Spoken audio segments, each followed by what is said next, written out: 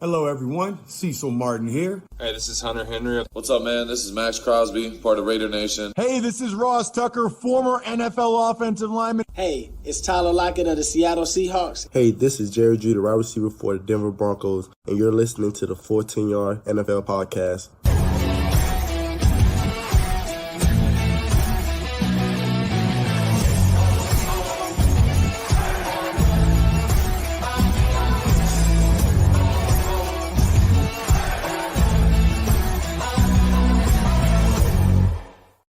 It is week 11.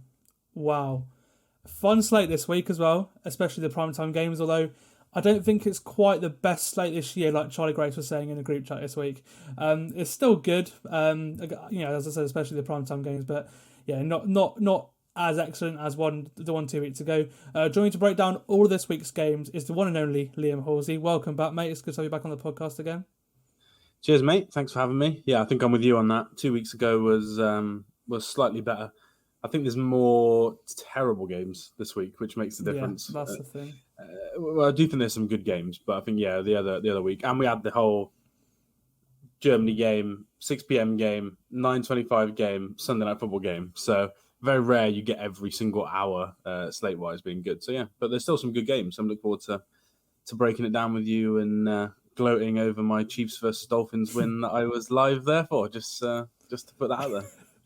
Yeah, we'll talk about the Chiefs and the Dolphins in depth later on. But there's only one place to start, and that is Thursday Night Football, where the Ravens moved to 8-3 and took a stronghold in the AFC North, winning against the Bengals last night, who without Joe Burrow in the second half of the game. He looked to have sprained his wrist on a touchdown pass to Joe Mixon in the second quarter. He's having an MRI today. But it turns out there's been a report in the last couple of hours that he's actually been nursing the injury all week, and he wasn't added to the injury report. So that's a bit odd. The NFL are investigating that now. Obviously, he wasn't the only player to sustain an injury as well. It sounds like Mark Andrews may be done for the year with a serious ankle injury. Both are absolutely huge messes for different reasons, obviously, Liam. But obviously, Burrow might not miss much time, if any. Especially the Bengals having 10 days off now. But with the Bengals at 5-5, they're on the outside looking in of the playoffs right now, and they can't really afford to have a hurt Joe Burrow. And obviously, Mark Andrews, he's Lamar's number one target. To lose him for the entire year is awful, especially how good his Ravens team have looked, even with the win, isn't it? Yeah, definitely. From a Bengals perspective, it said 10 days off, then you've got the Steelers, which isn't a defense physically that I'd want to play if I was hurt. Obviously, very hard-hitting, good tackling defense that TJ Watt's going to get a lot of pressure on Joe Burrow in that game, regardless if he plays. So, yeah, we'll see what happens with Burrow. They said it's a strained wrist, haven't they? So, but that can mean so many different things, depending on which ligament it is, how bad it is. So, yeah, I think if he misses 2+ games or more than one game, basically, I think they're done for the playoffs, just because it is Steelers then Jags next. And I just don't think with Jake Brown they would win either of those games, and that would be the season over. Steelers, they'd have a better chance. I think Jags would score too many points. But yeah, it was a bit of a weird one that he wasn't listed on the injury report. I have seen, I don't know if you noticed this, but they've taken probable off the injury reports now, so there's not an option for probable. Okay. So maybe their excuse would be, well, we knew he was going to play all week, so he's probable, so we just didn't put him on there, but we'll see if the NFL actually buy that. But yeah, I don't think he'll be out too long. I think max 2 games, but we'll see. In terms of Mark Andrews, yeah, it's a big loss. I think he gets something like nearly 60% of their third down targets, so he's Lamar's kind of third down guy. He's the red zone guy. He does have drops in him, but he's still the most reliable pass catcher and the most healthy, usually, pass catcher that the Ravens normally have. So yeah, it's a big loss for them. But yeah, they'll be happy with the win. Lamar also got a little bit banged up on that ankle. Mm-hmm. Logan Wilson again, the same person who injured Mark Andrews. I think he was also the same person that injured Odell Beckham Jr. So he injured 3 Ravens in one game with 2 hip tackles. So he's not a popular person in Baltimore. But yeah, it is a shame. We'll see how bad it is in terms of if he comes back for the playoffs. He said season ending, but I know that sometimes can be a little bit fake. They said similar before with Ronnie Stanley, and then he came back and played in the playoffs. So yeah, we'll see what it looks like. But yeah, it's a big loss. They're just glad that Lamar's healthy, and they need to get Odell out there, because without Odell and Andrews, I think the offense would really, really struggle. Yeah, I mean, I thought the run game looked quite good without Ronnie Stanley yesterday, obviously because he didn't play, which is a big a big bonus, and they were without Marlon Humphrey as well, who they both got injured in the win against the the loss against the Browns on Sunday.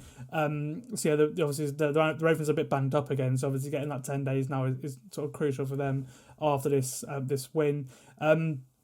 Yeah, and Odell Beckham as well. It sounds like his shoulder injury isn't serious, which is good as well, because he had a really, really good game last night and looked probably the best he's looked in years, actually, I thought. The Ravens sort of, obviously they scored in the first drive of this game. Gus Edwards went in for one of his 2 touchdowns. The Baltimore defense got to Burrow early, a couple sacks, which was a theme in last week against Houston as well. The Cincinnati O-line had a couple of good weeks, and then last week against Houston they sort of went back to the start of the season form again. And then the Bengals took the lead in the second quarter on the throw that Burrow restrained his wrist or hurt his wrist on to Joe Mixon for the touchdown. And then the Ravens responded on the next drive. Nelson Aguilar went in for a touchdown, and then after that, when Jake Browning was in, they sort of extended their cushion a little bit, and the Bengals couldn't go back from that. So, Liam, you sort of alluded to it there. Obviously, do you think the Bengals are done then? And then, in that case, do you think now, sort of the main question is, do you think the Ravens won the AFC North last night? So I don't think they're done. If he plays next game and they beat the Steelers, they'd be 6-5. They're firmly in it. I don't believe the Steelers and Browns are going to win more than 9 games. I think the Bengals can win 9 or 10 games. But if he misses a game or 2, for me, then they will be done. So it all depends if he plays or not. But for your other question, the Ravens for me have just won the division. It would be very Steelersy to somehow win this division. But I just still bank on it. I love Lamar. I think he's been a top 4 quarterback easily in the league this year. The new offense is better than the previous one. The only problem for them is they've got the 5th hardest strength of schedule left in the league. The Bengals have actually got the 4th hardest. Steelers have got the 9th, and the Browns are like way down there. I think the Browns have got the 5th easiest. So in theory, they could still lose the division. But for me, I just think they're the only team that can get to 11 wins, and I just think that'll be by far enough to win the division. And if they win a couple of the hard games, so Jags on the road, Chargers on the road, then they're sorted. That's 10 wins already before they play the other teams that left that are a little bit easier. So for me, they've won the division. They just want to stay healthy, get healthy for the postseason, and just keep kind of working those receivers in, because they've been a good running team for years, but it gets to the playoffs and they have to pass the ball against the best teams. And I think that's the only thing Baltimore needs to keep doing, is keep kind of blooding those receivers in for the last few weeks of the season. Yeah, and they obviously, after Andrews went out, that Lamar, threw to a plethora of different guys. Obviously, Rashad Bateman getting a touchdown, Nelson Aguilar getting a touchdown, Odell Beckham having a day in the air. Zay Flowers as well. He spread the ball around yesterday, and it's probably the best the Ravens' offense has looked, especially without Andrews, obviously, since for a while, because it was so multiple compared to a lot of the time it was just Andrews' run game. Over the last couple of years, it was really, really impressive on that part, which is good. Again, as you say, going into the playoffs now for Baltimore, that's something they can take away from this game, thinking, we have got this. We just have to keep those guys healthy, right? Yeah, they don't have to throw the ball to 350-pound Patrick Ricard like they used to have to all the time.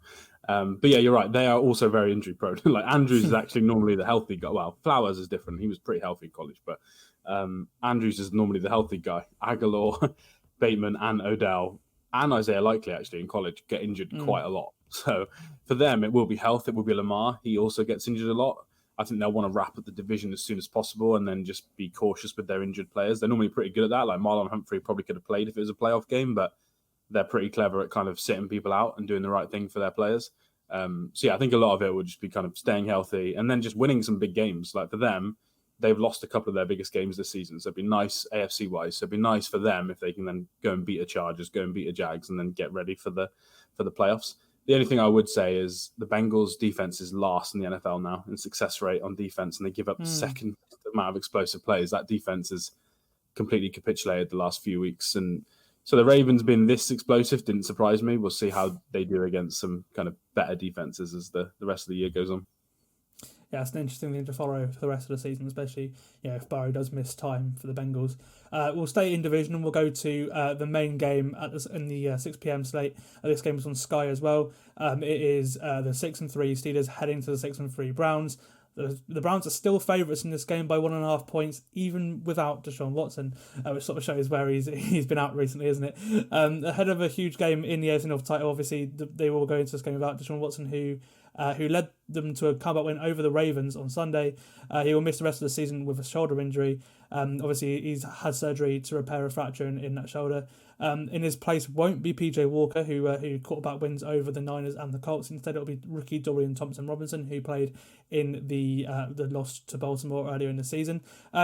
Just thoughts on this, Liam? Obviously, it's just a weird situation with Deshaun in general. Just obviously, your initial thoughts of it on him being sat down for the year. Yeah, so I'm pretty anti-Browns and anti-Deshaun Watson as a human. So I don't want to cheer on injuries, but I'm not unhappy that he's missing. But it is a weird situation. 90 million guaranteed money so far, and he's played 11 or 12 games for the Browns. So it is a weird situation.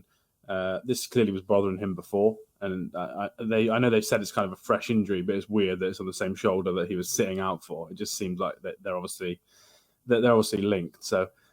He did well to gut through the game and finish it. Well, he went 14-14 in the second half, didn't he? He actually looked quite. Yeah. He looked awful in the first half, but the second half he actually looked quite good compared to with a broken shoulder, which is just completely crazy. That's a typical NFL story, isn't it? That he's getting better with a broken shoulder. Yeah, but for them for the season, they've taken in Joe Flacco today for a workout. Mm-hmm. Actually looked pretty good for a backup. Not for a starter, but for a backup last year when he played for the Jets. Whether he's just going to be there instead of PJ as a backup, or whether they are thinking, we'll give DTR one start, and if it goes terribly, then let's try Flacco, just because he can kind of read defenses. He's going to be able to kind of pick up protections a lot better for the offensive line and all that sort of stuff. So, yeah, we'll see. But it is a weird situation. Long term, that contract and trade just gets worse and worse.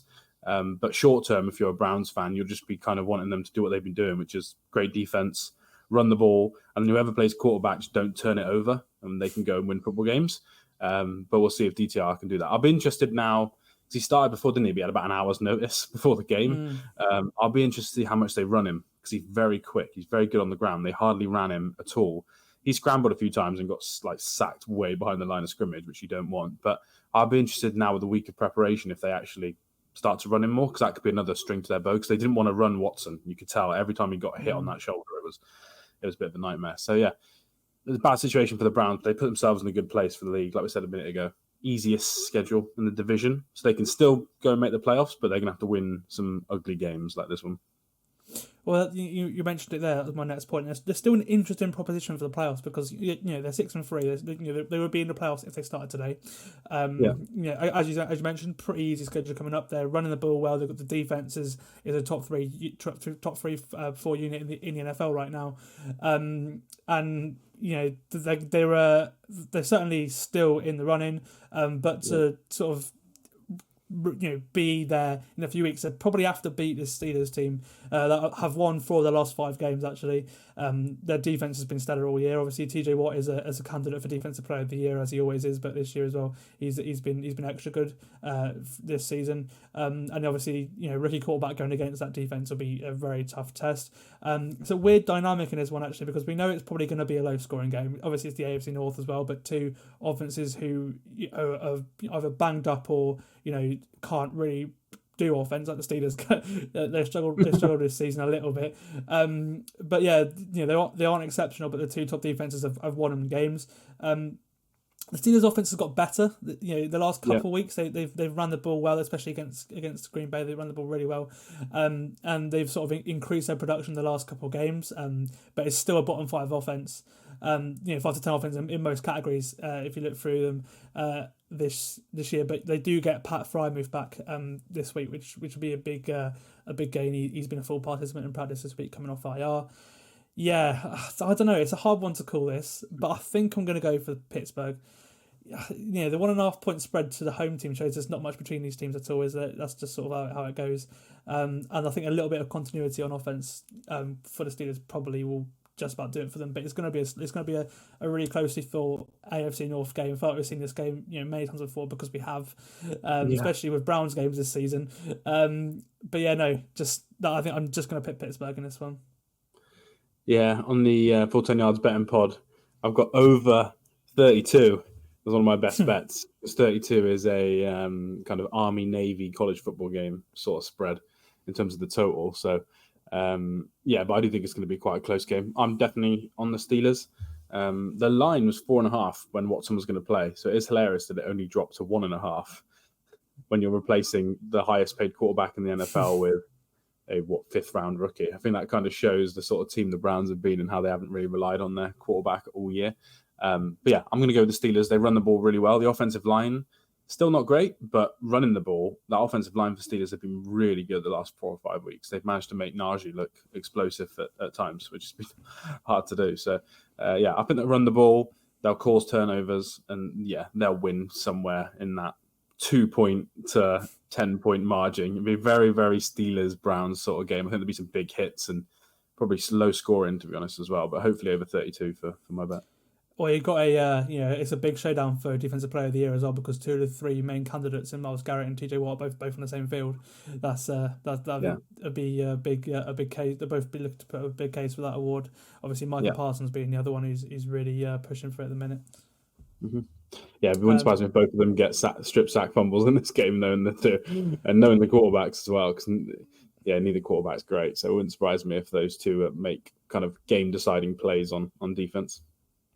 Yeah, and they're both pretty high in turnover per game rate as well. So as you said, it's I would not be surprised either. And then if the Steelers do win this, they'll move to 7-3. Mike Tomlin continues his case for Coach of the Year again. He's one of the favourites this year. As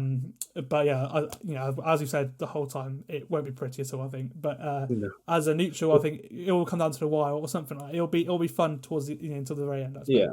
Very AFC Northy game. Do you agree with my line of thinking that whoever wins this game probably is a wildcard team, almost guaranteed, because it's going to be hard with 7 wins, it's going to be hard for the 4 or 5 win teams to kind of beat you by 3 games. There's only some of them have only got 6 games left, so 7 games left. So for me, whoever wins this game is probably locked into a wildcard spot as long as they don't lose every single game.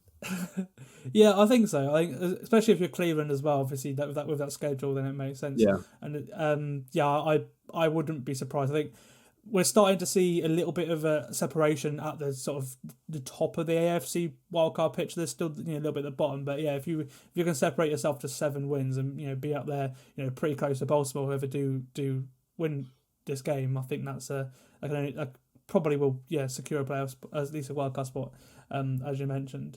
Okay, we'll go through the rest of the 6 p.m. games now, just sort of riddle through and I'll pick our winners. We'll start in the AFC South, where the Jags are 6.5-point favourites at home to the Titans. I think the Titans season was probably done last week, you'd say, with a loss to the Tampa Bay. But this is a really interesting one for the Jags. Obviously, they got embarrassed by the 49ers last week. If they lose this one too, Houston are right behind you in the division now. They're seriously in play for it. So it's a huge one for the Jags. And then for Tennessee, this game is about getting Will Levis acclimated and comfortable for the future. He looks, this first couple of games were good. Obviously, last week he didn't look great. They didn't really have an offense against the Bucs after the first drive, if I'm being honest, last week. It would be nice to see Treylon Burks get back out there, but it looks like he's probably going to miss another game in concussion protocol. I can't not pick the Jags here. I think the defense loves to produce a turnover, and they're tied for first in the league in takeaways per game, and they're going up against a rookie QB as of all these games so far. It doesn't really fill me with much confidence, if I'm being honest, for the Titans offense. So give me the Jags, and I think it might even be over the 6.5 points as well. Rebound game. Yeah, same. I picked them on my pod against the spread today. I think they'll win the game by a touchdown plus. Everyone mentioned in every podcast for the season that Titans offensive line, I think it's just been as bad as we all thought it was going to be, and it's just one of the reasons why the offense can't stay consistent. They might have a couple of big plays down the field, but then they can't run for a yard the next 3 times they try and rush it. So they're a little bit all over the place. Defense has been probably disappointing, to be honest. The secondary is very young, and obviously they've traded Kevin Byard to the Eagles now, so that's another loss for them. It's no surprise how their season's gone. So I think the Jags will win.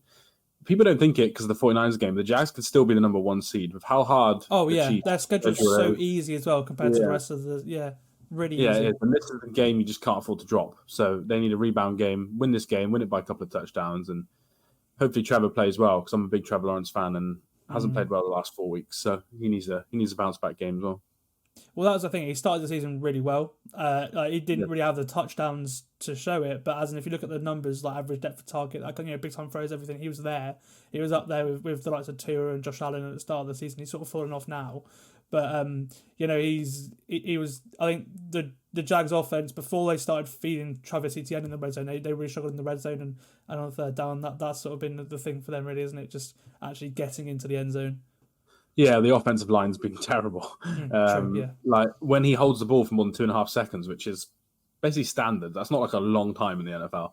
He has the most pressure of any quarterback, including Daniel Jones. So he's just under pressure straight away. So they need to get better in the red zone, get in rhythm. And the reason they win the games they win is because they run the ball well. When they run the ball well, they don't have to rely on pass protection for 45 snaps a game. So yeah, they need to get ETN going. And then I'd like to see Calvin Ridley get going as well, because kind of one good week, one bad week, back and forth at the moment every week for him and Trevor Lawrence. So I'd like to see a good Ridley game, good ETN game, and then you'll see them start to roll. And then, like you said, they've got an easy strength of schedule, so they could easily win 12 games, which I think people will be shocked about how many games they win, because I think people see them as an average team, but I don't think they are, and I think the schedule will help them kind of rack up the wins. I think people underestimate their defense as well. They allow a lot of yards, but they're in turnovers, sacks, takeaway, and third down, red zone. They're up there in every single one of those categories. They just surrender a load of yards. So that's that's a big factor as well to why the Jags have won so many games as well. Okay, we'll go to Green Bay. They host the Chargers. The Chargers are the only away favourite in this window, 3.5-point favourites. It's hardly a surprise with the way the Packers have looked this year, though. Obviously, it's two quarterbacks in the 2020 draft class, Justin Herbert and Jordan Love, and they're both for the back of pretty good games, I thought, but also 2 losses for the two of them, which is sort of shows where their team's about this year. Brandon Staley's probably a dead man walking, I think, and I don't know about you, Liam, but until last week, I've not really been impressed with what Matt LaFleur's doing to help Jordan Love either. I think his play calling has been less than impressive.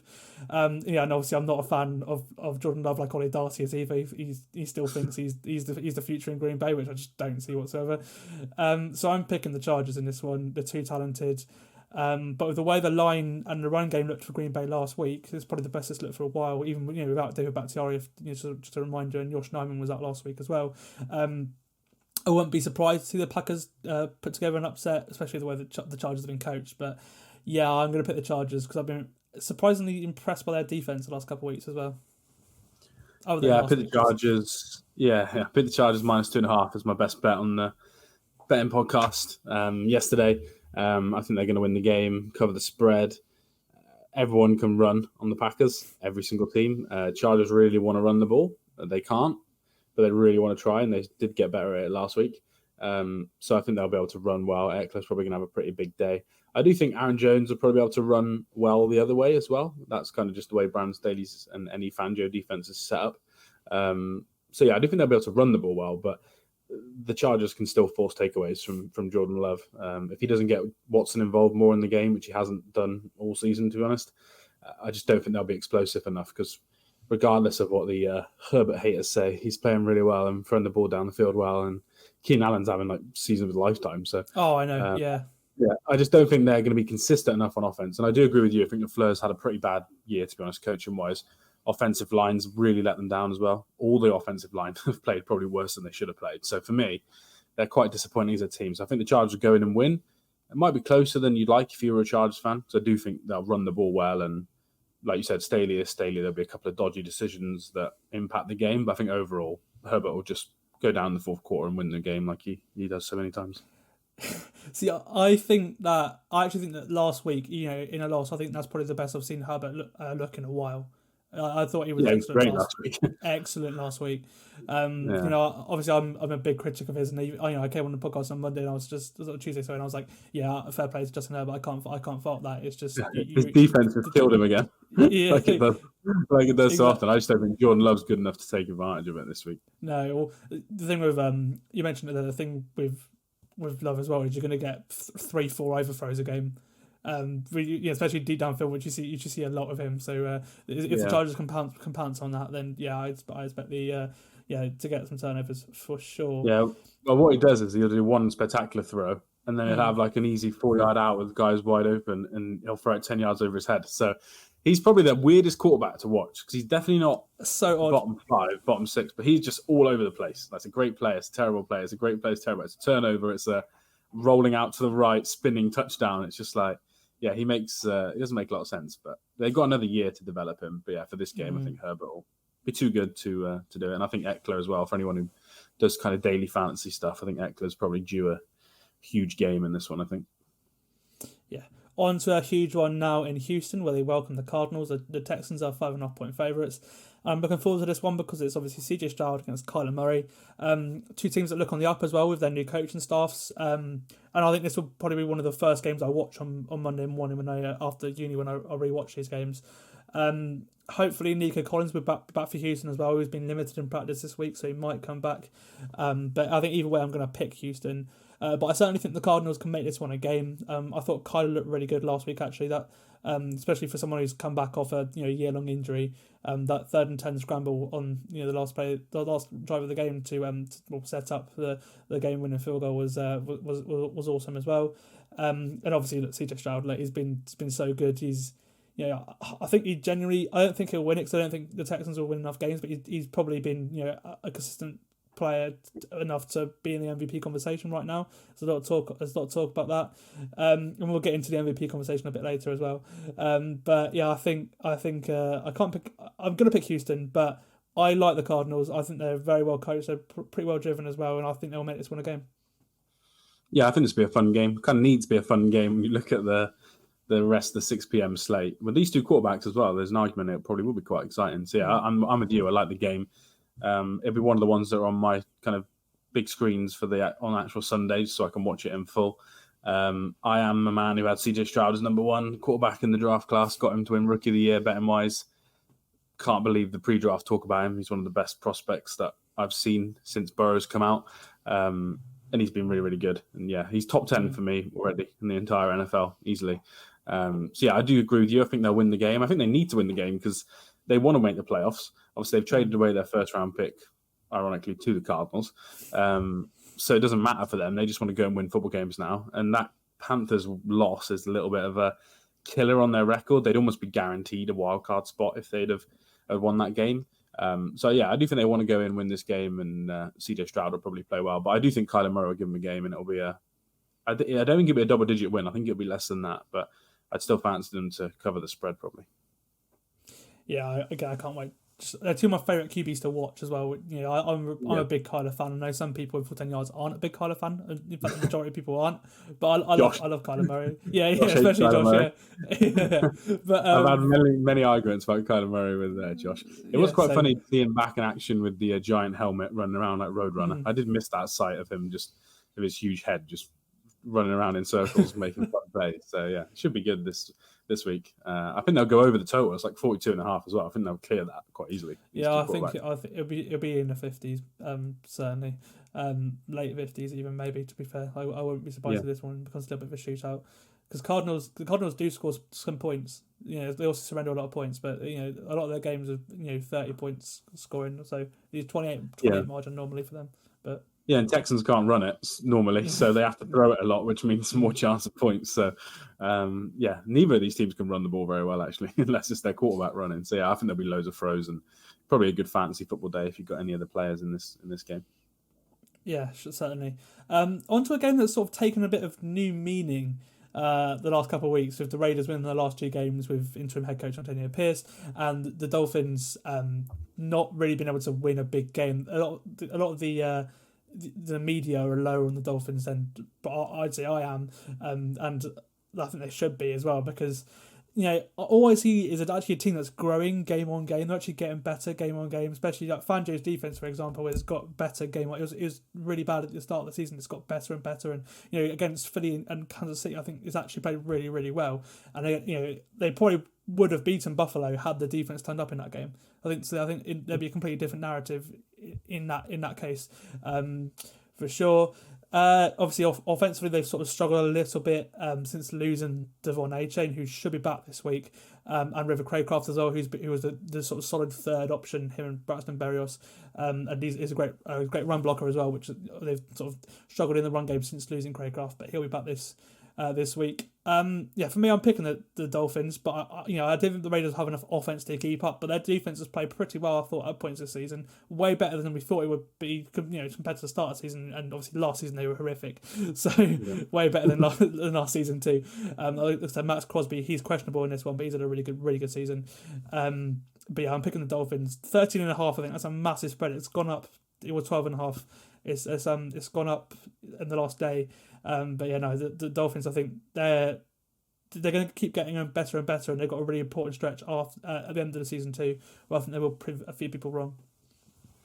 Yeah, I don't think they're going to be able to prove anyone wrong for like 4 or 5 weeks, because that's when the actual good teams come back. The next 4 games. The next 5 games, they can secure a playoff spot before those games, which may sort of haunt them a little bit, because you want to see them against a good team going into the playoffs. But yeah, you do. They've got a good chance of going to the playoffs now, a very good chance.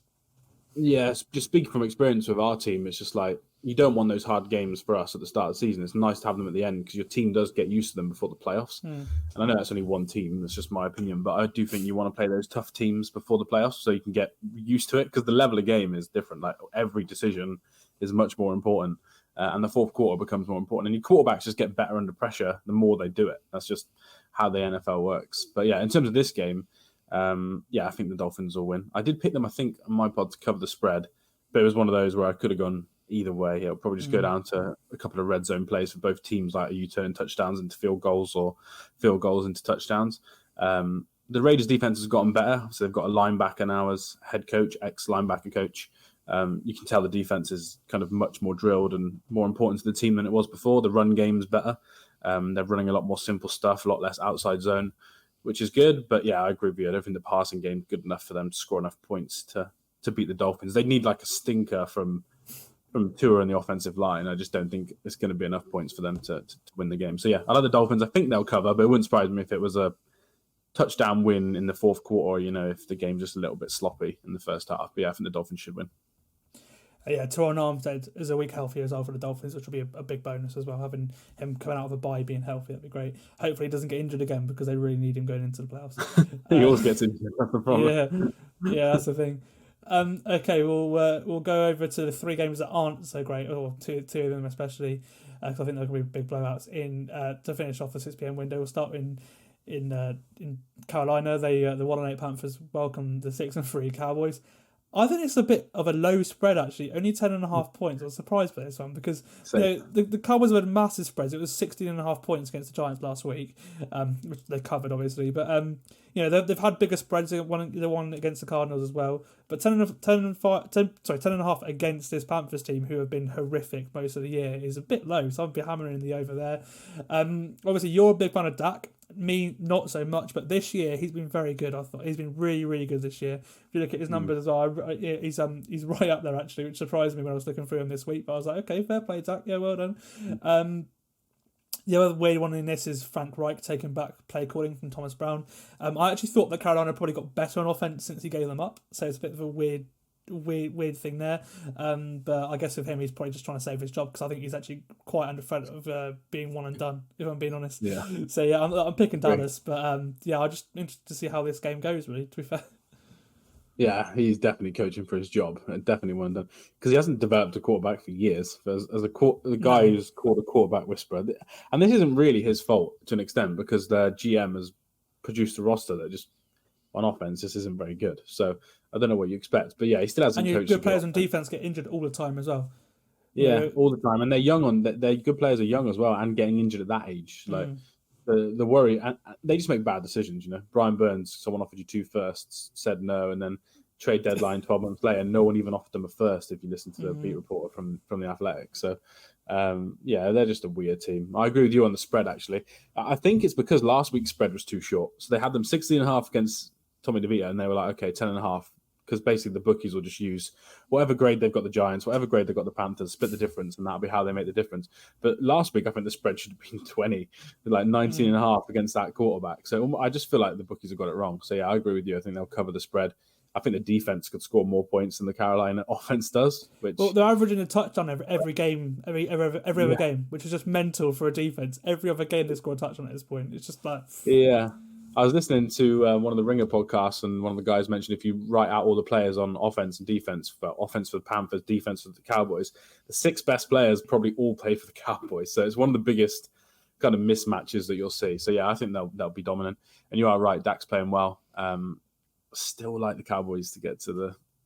Don't want to keep saying the Super Bowl. I've been too in on them this year, but they're going to get far. His last 4 weeks, he's generated more EPA per play than any quarterback ever that's not named Patrick Lavon God Mahomes. So he's playing really well. So, and I expect him to play well in this game as well, but he needs to do it in the big games. But yeah, this game should be a complete blowout. I don't think we'll see much on red zone from the Panthers. Well, last week as well, they got Brandon Cooks involved, which has been massive because he's been sort of absent most of the season. He came in a big game last week too. They need to sort of running game out. That's the only thing for them. And it could just be give Pollard less snaps, which sounds counterproductive, but I think that he's just getting too many touches for someone who's had obviously a broken leg less than 12 months ago. But yeah, you're right. Brandon Cooks and Ferguson look really, really good now, which is a massive benefit for the offense. It doesn't have to be CD doing it.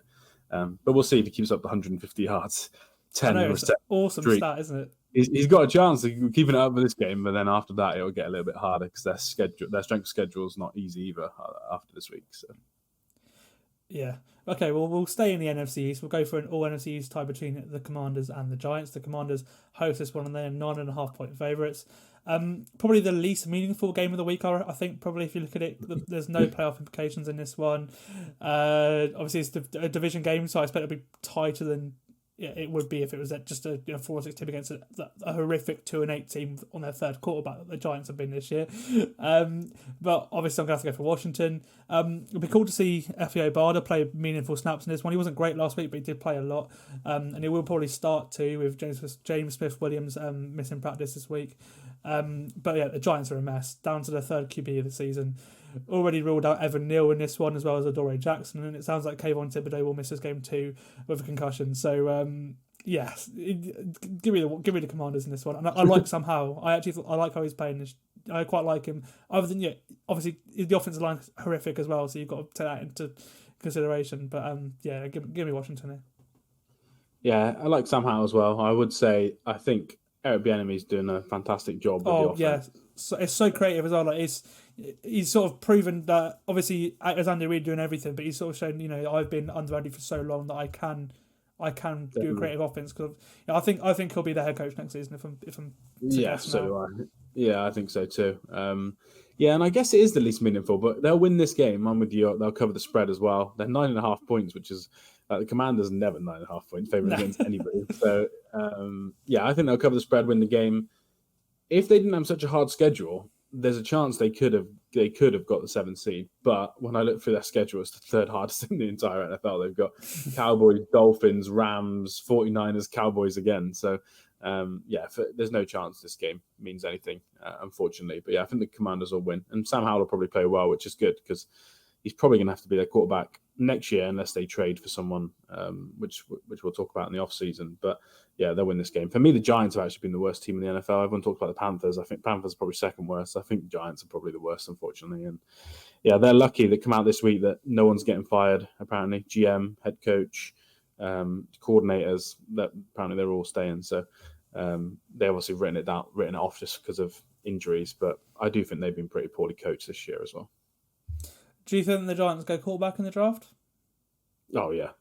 Because obviously they got that contract with Daniel Jones, but it just makes too much sense not to. He's never going to be at a level that some of the quarterbacks, especially at the top of the draft, they're going to be. I don't think. Well, Tommy DeVito might be the worst quarterback I've ever seen. Maybe Peterson's up there. That game, what was the game of the Broncos had to play a wide receiver, Kendall Hilton? Kendall Hilton, yeah. This is about that level of play. So I just don't think they'll win another game or maybe one. And I just think that means, if you look at the schedules of everyone else, they're probably going to be at worst fourth, but more likely for me, probably second or third. And I just think that then the cost to trade up one place isn't that much. Or if you're second, you'll just take whichever quarterback's not taken first. So yeah, I think they will take quarterback, and then you can either trade Jones or just he can kind of help the rookie. Because I still think he's good enough to help for a year if you don't want to start the rookie and you want to do kind of Chiefs-esque rest, like don't start the quarterback for a season. But yeah, I think they'll go quarterback. They'll be stupid not to. If they don't, it's because the owners have told them not to, because the owners love Daniel Jones. It won't be the GM's decision, it'll be the ownership for sure. Yeah, for sure. And then finishing out the 6 p.m. slate, it is the Lions hosting the Bears. This one, the spread on this has gone down in the last 24 hours. It's gone to 7.5 points. It was 9.5 at the start of the day. Obviously, Justin Fields is coming back in this one. Both teams are coming off wins, actually. The Bears have had a bit of an extra prep time, obviously playing on Thursday Night Football last week. But look, I'm still picking the Lions. It's difficult not to, really. They look back on their game last week, although... what I wanted to ask you, obviously, about a month or so ago, you said that the Lions were one of the top 3 teams analytically in the league. Is that still the case? Are they still up there, or obviously did they take a hit after the Ravens game? Yeah, they're still up there. They're like 5th now on ELO, so which takes a lot of that into account. So yeah, top 5 team in the NFL. In the NFC, it's actually quite heavy NFC. They're 4th in the NFC. 49ers, Eagles, and Cowboys are now all above them. Basically, them and the Cowboys have nearly flipped now with how good the Cowboys have been the last few weeks. But you're right. A lot of that is that Ravens game that's taken a lot off it. And their defensive metrics are awful after the Chargers game. So a little bit of that is on defense. But yeah, they're still very good for me. As mentioned on our pod, that they're desperate for the 1 seed because Jared Goff in a dome, so much better than outside. At home, so much better than away from home. The Super Bowl, obviously, is in the dome as well. Most people don't think the Lions can get to the Super Bowl, but they won't think that. They'll think we can win the Super Bowl. So for them, if they get 1 seed, they go home in a dome, Super Bowl in a dome. So for them, they think our offense can win the Super Bowl if we do that. So they'll be trying to win every single game. And I think they've got a chance to be... I'd be shocked if they weren't the 2nd seed at minimum with how, if you look at their schedule. And I actually think this game could be fun. It's the highest total of the 6 p.m. slate. And I do think with their defense and how bad it's been the last few weeks that the Bears can score points, and we know the Lions can score against everyone. So I actually think this game could be quite good. But I do think the Lions will win and cover the spread. And obviously Fields as well, playing for his future now, whether it's in Chicago or somewhere else. Yeah, it's a big stretch coming up for him.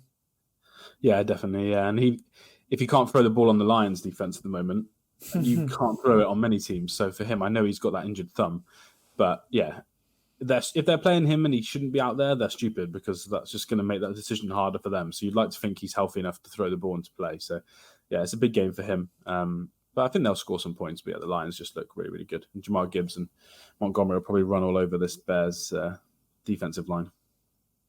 Yeah, it's probably one of the worst units of any, not even defensive line, just position-wise in the NFL. It is. Yeah, it's really bad. Both their lines are actually probably 2 of the worst units in the NFL, unfortunately for them. So yeah, not a good team to play when you're against Dan Campbell's team who love being aggressive on the lines. What did you make to last week's 4th and 2 decision? Were you like me and screaming for them to go for it, and then when they got it, you were happy, or were you one of the ones saying they should just kick the field goal? Oh, it's weird. It's weird. For where they are, I would have gone for it. So yeah, but I'm quite aggressive anyway. I'd probably, if it's 4th and 3 or less, I'd probably go for it. Yeah, as long as I'm not in my own 25. Yeah, especially in the last drive in the fourth quarter. Dan Campbell's the new nerd hero. They were sacked off McDaniel, sacked off Brandon Staley, and we've got Dan Campbell as the 4th down hero now. So yeah. There we are. All right, we'll go over to the 9 p.m. slate now. There's only 3 games in this slate, which I don't know why there is because the 6 p.m. slate's loaded with games, but it is what it is. So we're gonna break down in depth the Jets Bills game. I think there's way more storylines in this one than the one that Sky have actually picked, the Tampa Bay San Francisco game, which obviously 12.5 point spread says it all. I don't know why they put that. It's because of the Niners international rights, isn't it? That's probably what it is. Yeah, it's the worst game of the 3, though, isn't it? I think. Oh, yeah, for sure. I'm looking forward to this one. The Bills are 7.5 point favourites in it, which I don't really know why, if I'm being honest, because it's an absolutely crucial game for them. But look, they've not been great on offense for a while now. If they lose this, you probably have to imagine that a postseason berth is probably highly unlikely now. It's a massive game for the Bills. Obviously, after Monday night's loss to Denver, they dropped to 5-5 and they fired Ken Dorsey after a pretty much season of disappointing offense. I went into it in depth on Monday's pod. It seems to me it's like a little bit of Josh Allen, a little bit of the offensive line as well, of course. and a slightly bigger bit on the play calling as well. I think Allen's been probably the most conservative. He's been, and he's also obviously turned the ball over the most he has. And then so it's just weird, and obviously they're not getting that big play that they've had over the years. They're not getting that. So yeah, firstly, obviously, what do you make of the firing as an analytics guru? Obviously, I think you've probably looked at some stuff that stood out to you, but for me, I think they've something's changed this year on offense for sure, and it's pretty obvious to me. Yeah, I'm kind of on the other side, I think. You actually is. Yeah, they're like top 3 in everything on offense. They're nearly the same numbers exactly as last year as well. The whole thing is just turnovers. It's Josh Allen doing stupid throws. And you've got the first play of the game, we want to go and score, and then James Cook gets the ball ripped out, which is just... Yeah, so for me, it's literally just turnovers. And they wouldn't have fired the offensive coordinator if the head coach just didn't put 12 men on the field for a special teams play. Like, that's how stupid the NFL is. Like, if they just win that game, he doesn't get fired. And it's just like, it's completely stupid. So yeah, I agree the last 3 weeks, the offense got worse. They were number 1 in everything 3 weeks ago. So it has got worse the last 3 weeks. But I think it's just the head coach is desperate to save his job. When the 2 units that are underperforming are the special teams, the defense is like bottom 4 in everything since Matt Milano's got injured. So I think it's just the head coach trying to save his job. I would say Ken Dorsey... not quite as good in the red zone as what Brian Dable was. I think points has been their issue as well. Obviously, they've scored about 18 points a game or something like that over since that loss to Jacksonville. When before it was they were scoring 30, 40. Even they put 48 on Miami, for example. Since the Jags game, it's been they've not been able to find the end zone. Yeah, and it is no surprise to me that is the week after was when Josh Allen popped up on the injury report again with that shoulder injury again, and it just seems like whether that's impacting those long throws or not, because you're right, he doesn't throw as deep down. But for me, I think it was head coach desperate. I understand. The issue for me is the offense is still really good, but it's just like this is Josh Allen. He is going to throw interceptions and give fumbles, and he's just a risky quarterback, and I think they're just going to have to live with that. And I think it's their fault for just spending so much money on defense and not surrounding him with another couple of weapons. And the offensive line's been bad for like 3 seasons now, and they just continue to be like, cool, we'll just get more defensive players and spend more money on first-round corners that we don't even play. So, I don't think it was down to Dorsey, but you have to do something if you're a head coach. You might lose your job, and I think he's panicked. In terms of this game, I agree with you. I think it's a must-win. I think it's a must-win because I don't think they're out of it with their record. But if you look at the schedule, which is the hardest left in the NFL, I think it's too hard for them to win enough games to get in the playoffs if they lose this game. And on the other side, the Jets want to make the playoffs. You've heard the whole fake Rodgers Achilles return stories that I think are just slightly... Apparently he's back in the building next week. So yeah. And if they lose this game, there's just no point. And what's the point of playing them? There's no point because I think you're completely out of it if you lose this game. So yeah, it's a really important game. Both teams need to win. Yeah, I like the Bills. To cover. I think Josh Allen's just too good. But yeah, if they come out and turn the ball over again, they'll lose. But that's what happened to the Chiefs against the Broncos. If any team turns the ball over for 4 times a game, they're going to lose. So yeah, I think they win. I think they cover. I don't think Zach Wilson can score enough points. He's one of the only quarterbacks that just won't be able to kill this defense because what McDermott will do is just blitz him to death, which he always struggles with. So, I like the Bills, but yeah, we'll see. This should be a fun game. It should be a good crowd as well. Yeah, I think obviously there's the added thing there as if if the Jets beat the Bills, then they'll have obviously a game advantage over them because they would have swept them as well. Obviously because they beat them in week 1. So if the Bills drop to 5 and 6, I think they're probably done. In fact, because the Jets have a tiebreaker over them. Obviously they've got the game in Miami. Their schedule's horrific after this game. It's horrific. Dolphins. There's another team as well, but Cowboys it's the hardest. I think, isn't it? I think it's Cowboys as well. It might be the Cowboys. Yeah, like I said, it's way harder than anyone else has left. So this is like they're one of their easier games. It's against a defense that's pretty good. So yeah, they've got to win this game. One of the big issues, I don't know what you think, but Von Miller as well. Just one of the worst edge rushers for pressure rate this year. Just it looks like the ACL has just really impacted him. If they can get him going, the defense will start to improve. But at the moment, they're just not getting pressure. And if you can't get pressure on Wilson, then you're not going to get pressure on anyone. So or also against that Jets offensive line as well. It's got a quarterback injured already, and they're putting new guys in each week by the seams of things as well. So it's very low. They're pretty much down to practice squad guys in some positions now. The Jets are, so that if you can't get pressure in this game, then it's probably a bit of a problem. I'm going to pick Buffalo. You think Jets can cover? Do you know what? I think it'll be close. I think it'll be a dogfight. So probably, yeah. It's a division game, of course, as well. So the Jets did it. The Jets limited them in week one. I think it's. And was that Wilson actually had one of his best games? Obviously, he came in relief as well against the Bills defense. So there's that as well. But obviously, the Bills defense wouldn't have game planned for Wilson. Obviously, they would have game planned for Rodgers. So we'll see what happens with this game. But I'm picking Buffalo. But I really do feel like it'll be close. I think they will probably cover. And I quite like the Jets. But the only difference for me is the fact that probably the Jets' offense has been really bad since that upset win over the Eagles, like Nathaniel Hackett's offense. Just give the ball to Breece Hall. That's all you need to do, and they just haven't been doing it enough. Yeah. And especially against the Bills. The Bills can't defend the run. They need to run the ball well in this game. If they can't, then it just tells you everything you need to know about the offensive line. If they can't run the ball against the Bills, so I agree with you. I do think it'll be a dogfight between the Bills or separate in the fourth quarter. Yeah, that's exactly how I feel, actually, to be fair. So we'll leave it there. We'll go over to San Francisco, who host the Bucs. The Niners are 12.5-point favourites. And again, this is Sky's main game in this slate. I said I'm going to be watching Jets Bills, but I'm still looking forward to watching this game afterwards because I like the Bucs. I'm a big Baker Mayfield fan as well.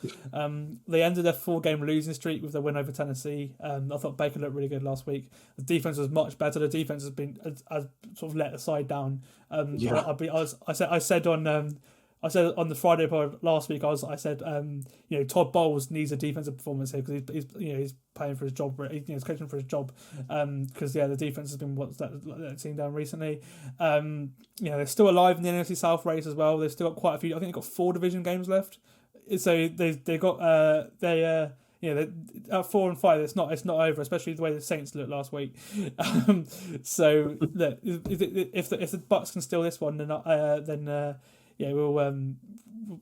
they'll still certainly be alive in the playoffs race. Look, the Niners, they were exceptional last week. The bye week came at a good time for them as well. Deebo Samuel back. Obviously McCaffrey's streak of touchdowns ended, but I think the Jags are always in a sort of stop. But when it was obvious they were forcing the ball to him at the end, I think that was a bit cocky. So, stupid as well, though. Because they know the ball's going to go to him, so it's just. So and he was the only sort of main starter in the game. With a couple minutes left to go as well. I can't pick against San Francisco, but I think I'm hoping it'll be a close one. If I was a betting man as well, I'd probably bet Tampa Bay to go cover the spread in this one. Actually, I really like the Bucs and give Baker Mayfield an offensive line and he looks pretty decent. That's all. Honestly, put Baker in this Browns team and I genuinely think they'd be one of the best teams in the AFC. Hot take. I honestly think they will be. Let's clip that take. They should have kept him all along. But if they kept him and they had this team, imagine how there would be completely different feeling around the Browns. Obviously, they'd probably be better because they'd have more picks as well. It's just all he needed to when he was good, he had a good offensive line. His one bad year, he was running around all the time. That's not what Baker Mayfield wants to do. No. That's where he's bad. Yeah, that is where he's bad. I'm not as high on Baker as you. I don't hate him, but I don't not high on him. But I think the Browns should have kept him just because I hate Watson. So it's a different story. But he's played pretty well for the Bucs. He is I'd say the standard of quarterback this year in the league is definitely worse than it's been, and he is firmly bang average, so 16-ish. Which I probably wouldn't have said that last year. I would have said he's in the 20s. So he has looked better. Him and Mike Evans have got a nice connection. The offensive line has actually been a lot better than that's what I mean. Thought. Compared to what they had against for Brady last year as well. Because Tom was getting the ball out in about 2.1 seconds last year. Yeah. And Rashad White as well looked awful for the first 6 weeks. All of a sudden, he's turned into like Alvin Kamara. So, they look better on offense than I thought, but the defense. It's like, for sure, head coach is bound to get fired. Like, he's a defensive first guy that always talks about defense, and their defense has been awful since like week 2. In terms of the game, I'm going to pick the 49ers. I probably would pick them with the spread, but I think it'll be close. It just depends how many big plays kind of Mike Evans and Baker can chuck up, because Mike Evans has been getting those 50-yard bombs regularly down the field. But the 49ers should win this. They need to win it as well, because they want to kind of stay ahead of the Seahawks before those two teams play each other twice in the last 6 games. So, I think they'll win, but I'm hoping for a fun game. But we'll see. I don't know why it's the Sky game, but like you said, it's probably right. They play each other twice in 3 weeks as well. So, pretty close turnaround with those 2 games. We'll go on to the last game in the 9 p.m. slate involving those Seahawks. They head to the Rams. Obviously, we watched this game together in week 1, where the Rams sort of sent Seattle back down to earth after an impressive season last year. Just watching Owen's reaction to it was so funny. I loved it. The Rams are coming off their bye. Matthew Stafford will be back in this one as well. Seattle beat Washington with a last-second field goal last week, and they've been up and down this year, really, Seattle, haven't they? Especially offensively. I actually thought Junior looked probably the best he's looked in the fourth quarter this year. Last week, I actually thought he sort of put Tim in his back, because a lot of the time he struggled in the fourth quarter. But I thought he played really well last week, actually. Tyler Lockett, that's the thing going into this one. He limited snaps last week. He may not play in this one, but we don't really know. It feels like with him and Metcalf, they've missed practice so many times this year and ended up playing. So I really don't know what's going to go on with them. It feels like they don't practice Wednesday, Thursday, Friday, and yet they still suit up. But the 2 of them are banged up, that's for sure. And they sort of relied on Jackson Finchikba a lot recently, getting him going. I'm going to go Seattle just because I feel they're probably the other better team, and also because Stafford's first game back might be a bit rusty. Obviously, a hand injury as well as throwing the football. We'll see. But let's go Seattle. Yeah, I'll stick to the same pick I did on my pod, which was the Rams. I just think the offense will be good, too good if Stafford, if he's himself. But I think it'll be a very close game. It's just Sean McVay. It's one of the typical this division. They all beat each other the same way every time, and McVay always beats Pete Carroll. So I think it'll be really close. I think it's only 1.5 point spread, so the bookies think it's going to be close. But I just think with Stafford, McVay, Kupp, Puka, I think they'll do enough on offense to go and win this game, which puts a lot of pressure on the Seahawks because they've got some hard games coming up. The Seahawks really need to win this game. And the Rams will still believe they can get the 7th seed. So the Rams need to win this game as well. I know most people think it's done and the Vikings have got it, but McVay won't be thinking that. He'll be thinking we have to beat the Seahawks to have a chance. Because you never know, the Seahawks could lose both those Niners games and the Rams could be a game behind them. So, I think the Rams will win, but I'm expecting a close game. I thought this was going to be the Sky game, to be honest, because I think it'll be a bit of a fourth quarter. I wouldn't quite say shootout because both teams' coaches love to go the odd run on 1st and 10, run on 2nd and 9, and then our quarterback's got to do a miracle on 3rd and 8. So, but I think it'll be a fun, exciting game that goes late into the fourth. Yeah, and if Seattle can get Kenneth Walker going, then they probably will win. There's that stat where if he has more than 16 touches, I think they win a lot of games. When he has less than 16 touches, they lose a lot of the time. So that'll be something to watch for sure. Okay, we'll quickly go through Sunday Night Football before going into the big one, Monday Night Football, obviously. Sunday Night Football, fun one. This a few weeks ago it looked to be certain to be flexed. Now they're in flexed season. It looked like it was certainly going to be flexed. But now both teams have got a chance of being 500 or better. At this point, as the Broncos win. Both teams are 1-4 in week 5. Denver went on to be 1-5, and they've got a chance to go to 500 in this game. And either that or the Vikings could be 7-4, and that's without Kirk Cousins. Obviously, Justin Jefferson's missed a huge chunk too, although he might be back for this game. Obviously, Denver won 3 straight themselves, including wins over the Chiefs and the Bills either side of the bye week. I love Josh Dobbs, but I'm also a big Sean Payton, Russell Wilson fan. And I think their run game will probably be the difference in this one. The Broncos start running the ball better the last couple of weeks. So I'm going to go for the Broncos to win this one. They are the favourites, so 2.5 point favourites. But I'm looking forward to watching this one. I'm so annoyed I got uni at 10:15 on Monday morning. But this one will be fun to watch for sure. Yeah, back in my day at uni, this would be a skive the lecture day, but your degree's different to mine. But yeah, mine would have this would have been a skive for to watch this. But yeah, I think it'll be a close game. You're right, it is going to be quite fun compared to what it was. I think 4 weeks ago, this game probably looked like a bit of a disaster, to be honest. Especially after the Kirk injury, before the Dobbs trade, you'd be like, oh, this game doesn't look good. But after beating the Chiefs, beating the Bills, Vikings now getting a quarterback, Jefferson potentially coming back, Hawkinson looking great. Bearing in mind he's injured as well. This game is going to be quite fun, and it'll probably be a little bit of a disaster as well. Like there'll definitely be a couple of awful turnovers. Just that's how these two teams roll. But yeah, I'll pick the Vikings just because I think they've got one of the best head coaches in the NFL, and a really good play caller now. Like really, really good.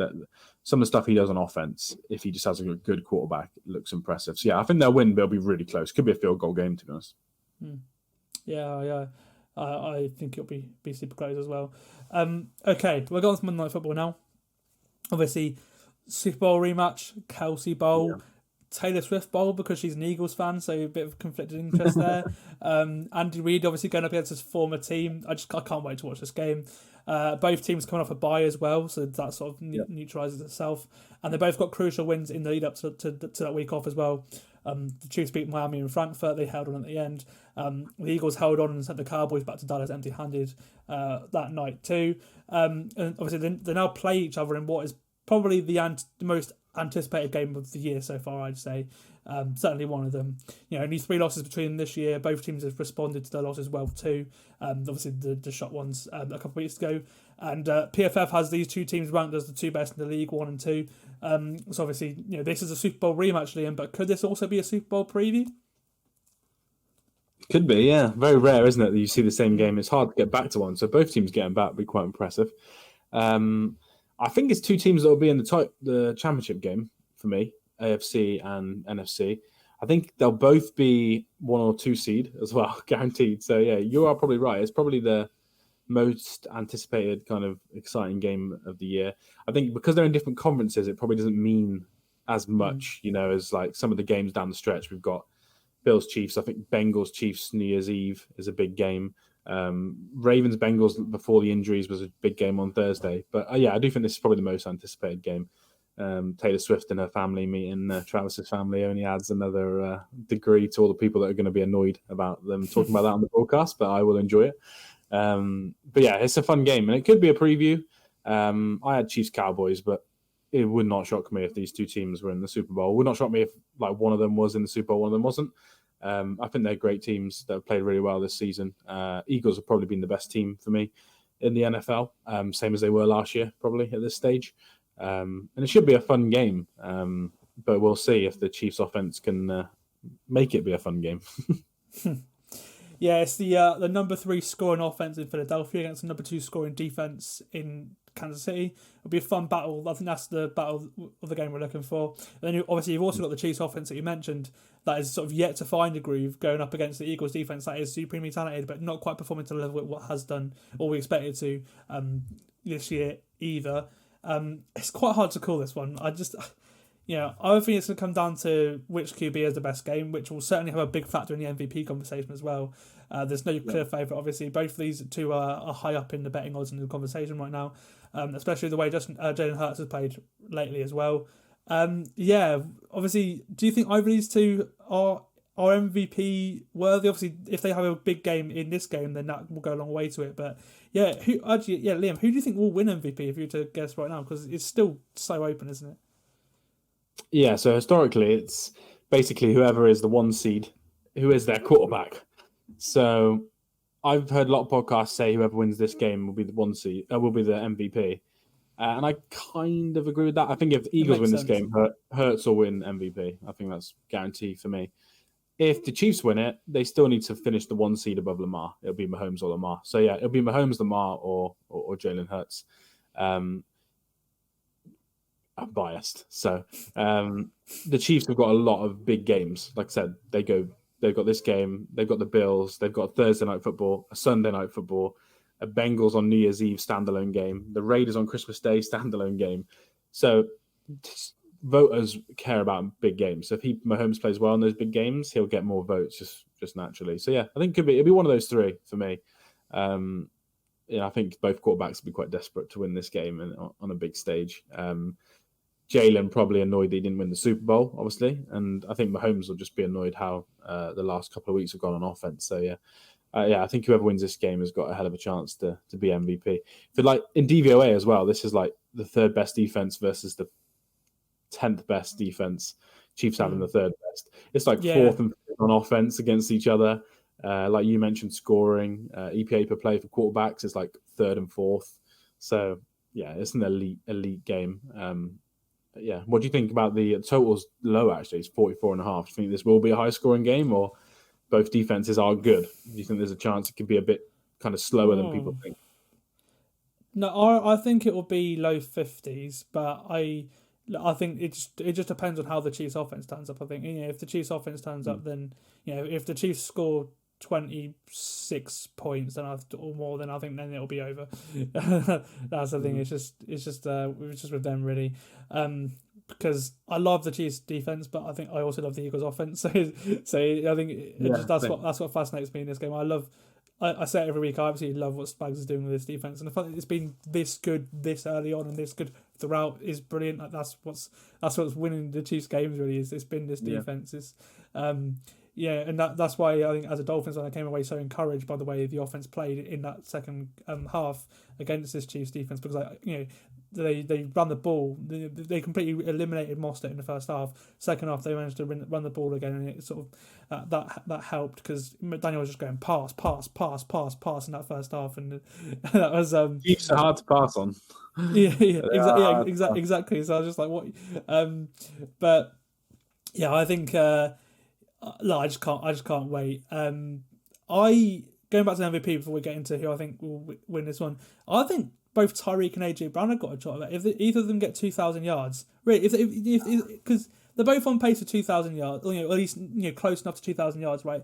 I think one of them probably will break Calvin Johnson's single season receiving yard record, which is I think it's 1,961 or something. So if either go, that's obviously a massive record, has still stood for 10 years or so.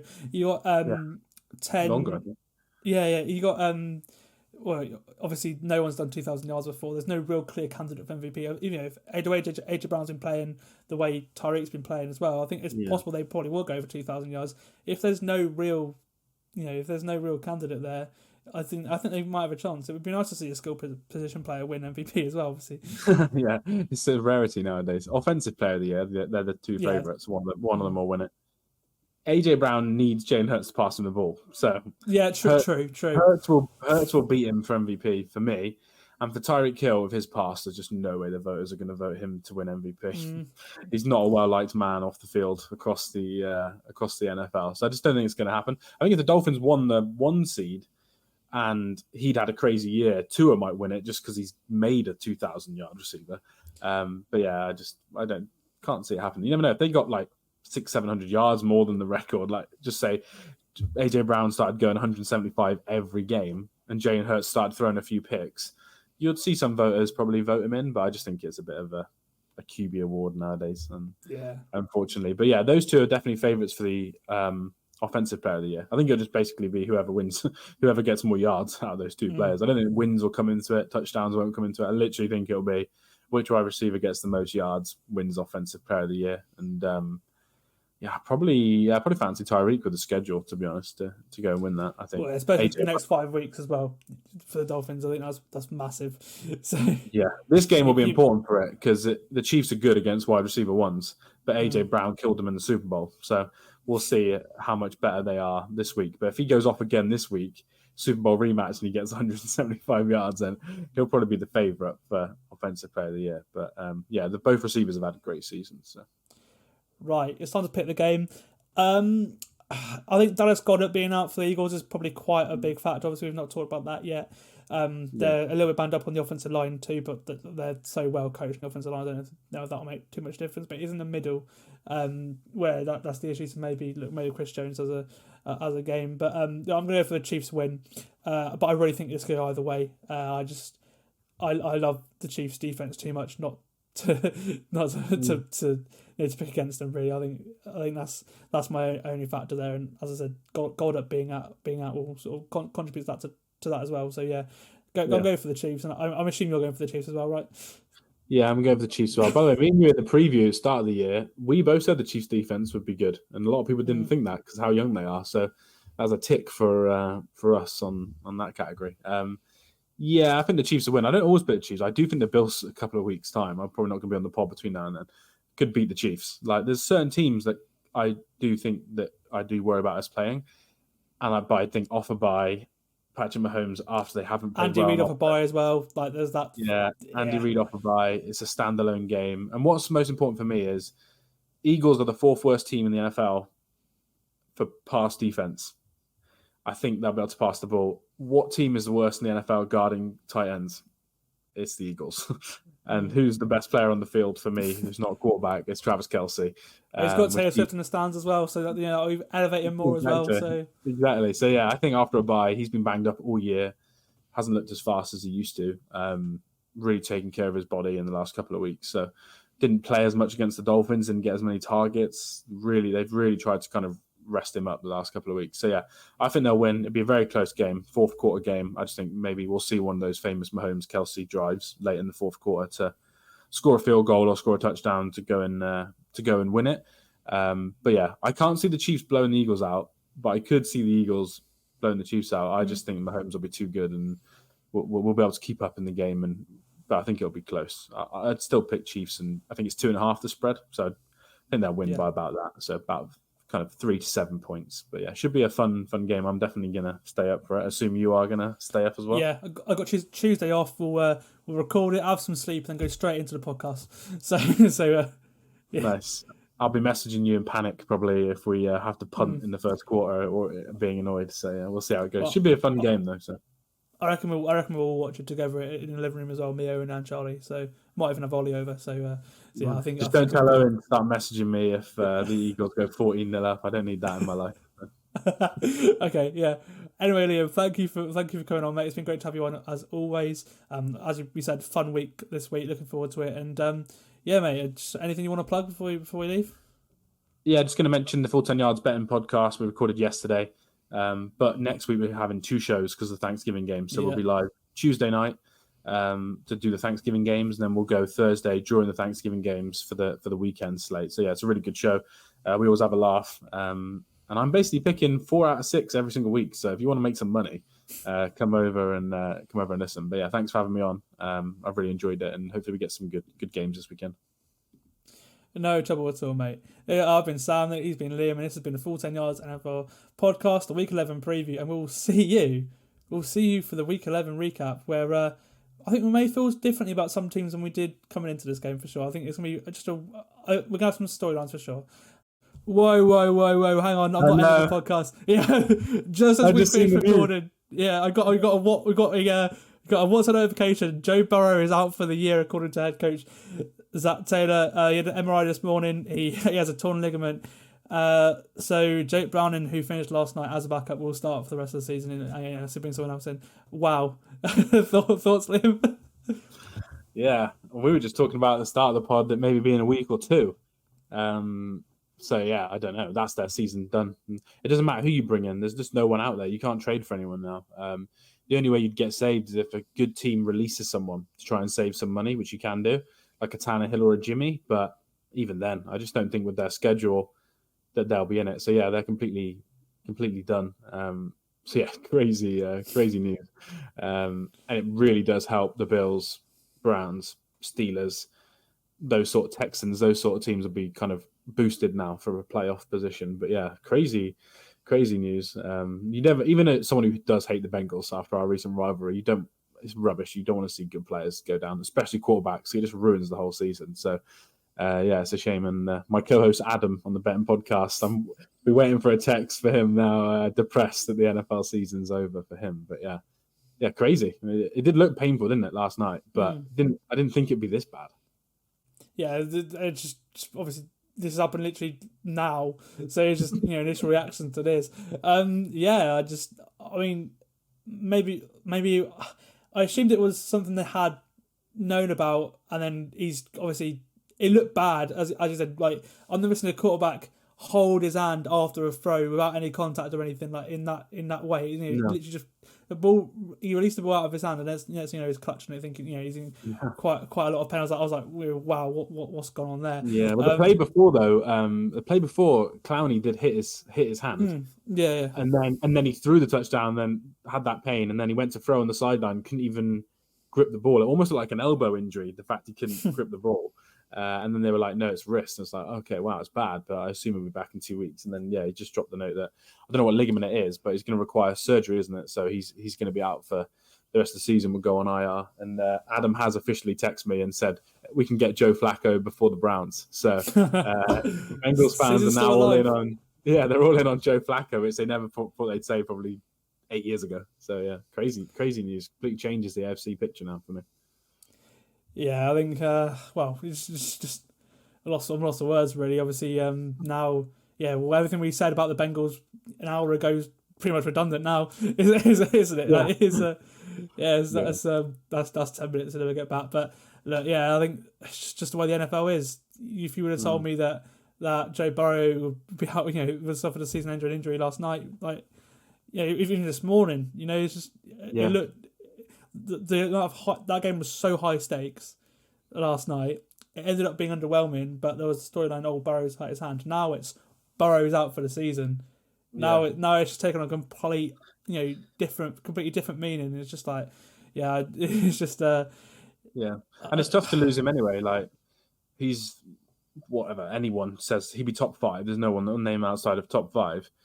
But like last year, it's okay. The defense is incredible. T. Higgins is fully healthy. Jamar's fully healthy. They had a better tight end. You'd think, okay, maybe they can still do a bit of a Browns and get the 7 seed and kind of be a bit of an issue in the playoffs. But with how their defense is playing this year, I think it just completely writes off the season for them. So yeah, I'm with you. I never would have thought that that this would have happened, and it changes the whole AFC picture. And the Bengals will be fine next year. They'll come back. Joe Burrow will be back. And probably without T. Higgins, I expect. But and they'll be a contender again. But like you said, this was a great opportunity. Still had Hendrickson, Logan, all those guys, and T and Jamar. Next year, they might not have both those guys. But crazy news. And who thought Thursday Night Football was just a killer? This happens every year. There's always stupid injuries on Thursday night, which is rubbish for the league. And it makes the season a bit less fun down the stretch because the Bengals have got some good games. So those games are... just won't mean as much. But hopefully he gets back fully healthy next year and is the Joe Burrow that everyone loves to watch. Yeah, well, we're going for real this time. Unless something happens in the next couple of minutes, we're going for real. So again, thank you for listening to this podcast. Joe Burrow's out for the season. Let's end on that cliffhanger. Really. Again, this time I'll see you on Tuesday morning.